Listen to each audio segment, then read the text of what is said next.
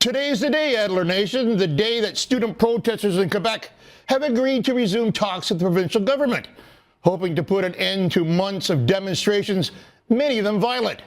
I'd just like to remind you that this is Quebec we're talking about and not the Gaza Strip.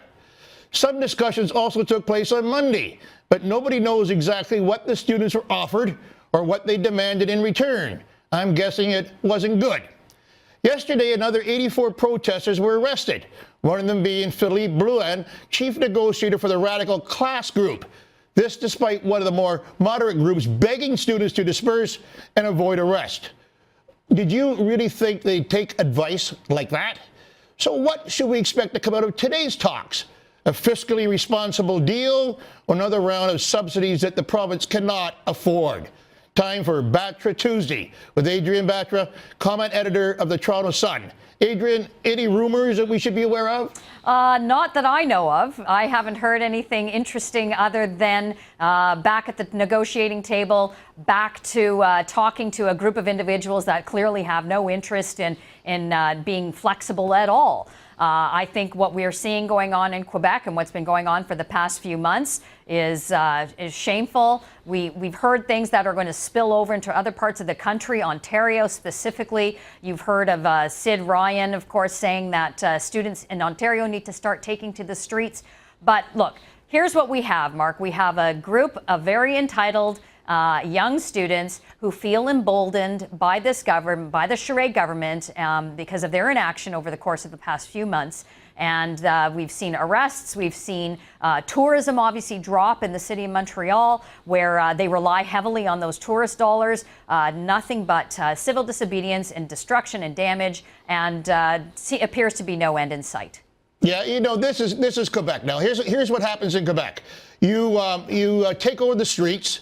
You burn cop cars, you smash windows, you put smoke bombs in the subway system, you block bridges and ports, and instead of getting arrested, you're asked to sit down with the government and negotiate a surrender. Yes, well, look, the charade government brought forward Bill 78, which they have made their own concessions. So to the government's credit, they actually looked at some of the opposition to the bill and said, all right, well, we can be a little bit more flexible. We'll change the number of 10 protesters to 50 protesters. But I mean, everything that I've seen and in my experience in the province of Quebec, when they have had civil disobedience in the past, they've made it a point. It's sort of one of those unwritten rules. You do let the police know we're going to march down this street at this time, just as a common courtesy. That is something that they had put in Bill 78. They've changed it.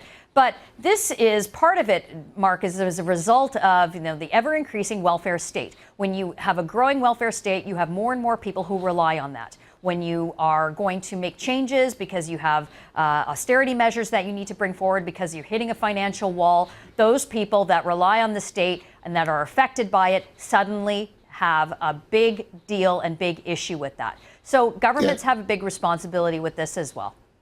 Well, they've lost millions of dollars in the economy already, and they've lost millions of dollars in destruction insurance claims. And they got their sphincter all tightened up now because they got the Grand Prix coming to Montreal, one of the biggest tourist attractions the city has every year or so.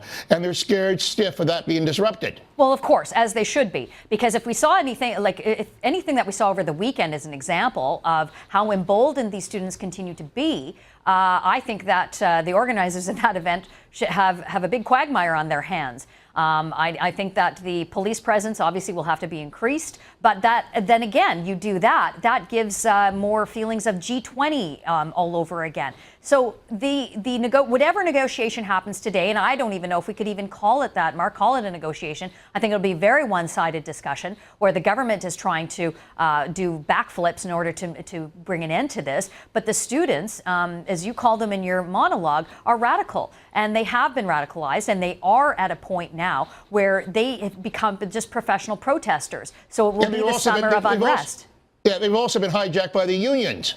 Of course. The unions are in control now. Right. I mean, the unions did the same thing during the Occupy movement. I remember even in the city of Toronto when the Occupy movement was being very peacefully removed from the city's park, St. James Park here, which they ruined, by the way. They were being removed peacefully, and then all of a sudden, the Ontario Federation of Labor brought a couple hundred people down to help out their brothers and sisters. I mean, that's the sort of thing that they like to do, incite that excitement. Yeah, and CUPE even provided a couple of yurt tents and a big stainless steel kitchen to come down so they could have their food heated up. I mean, it was absolutely ludicrous, and this is what's happening here.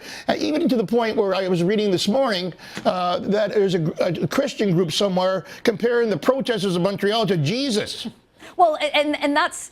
Well, but that's the point of how ludicrous this has become. I think that the whole concept of what these students were originally striking, if I can use that word, were for, was the tuition fees. And again, we've talked about it at great length about the fact that the province of Quebec has the lowest tuition fees across Canada. Already nearly 75% of tuition in fees are subsidized by the taxpayer. The increase really amounts to a case of beer a month. I think most students can't afford that, but they've really just gotten to a point of ridiculous. And even for the average Quebec resident, the average resident living in Montreal, the silent majority needs to start speaking up. The silent majority needs to start doing something. And what can they do, though? I mean, the silent majority is exactly silent. And, you know, is media, is places like in the Sun Media and Sun News Television go against this thing, but no one seems to be listening to the thing that this is out of control and moving across the country. Well, I think there are people that are listening. I think they're being forced to listen. But I think the overall fight has been lost here. Originally, it was become tuition. Now it's just become about the students themselves. It's just become their own actors in this movie of theirs, and they like the attention. So I think that as much as we focus a spotlight on what the government's failings are, and there are many, to be sure, the students that are not part of this protest, the students that actually want to go and get an education, they're the ones, and their parents and their supporters need to start going to the administrators, going to the government, and going more to the media, the Quebec media, and saying, we want to have classes resume, we want to see changes, and enough's enough. Yeah, very quickly, let's go from Montreal, travel down the 401 highway to Toronto, and talk about the Toronto Mayor, Rob Ford, has gone off his diet thing. He's not going to have a weekly weigh-in.